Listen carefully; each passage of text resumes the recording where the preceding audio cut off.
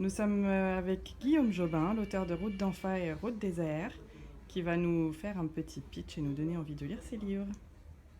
Je l'espère.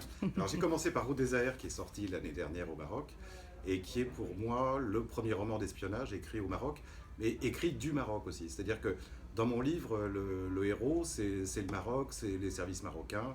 Les Français ne servent que de faire valoir dans cette histoire. Alors pourquoi j'ai fait ça? Parce que j'ai voulu inverser les codes des romans d'espionnage classiques depuis occidentaux, dans lesquels il y a toujours un gentil occidental avec des méchants du tiers-monde. Donc là, j'ai fait un peu l'inverse. D'autre part, c'est, comme l'a écrit Nadia Salah dans l'Économiste, c'est un véritable guide de Rabat. Donc toute l'action se passe à Rabat. Bon, il y a des petites scènes à Paris ou ailleurs, mais l'action se passe à Rabat et ça donne envie. Enfin, j'essaye de donner envie au lecteur de soit de découvrir la ville, soit quand il est de Rabat ou qui connaît Rabat, de la voir sous un autre angle. Ça a très bien marché, donc je me suis dit pourquoi ne pas poursuivre sur ma lancée sur Casablanca, qui est ma deuxième ville de cœur au Maroc. Et donc là, alors, j'ai fait un sujet moins politique, parce qu'au Route des Aers, c'est beaucoup d'espionnage, de politique, d'affaires internationales.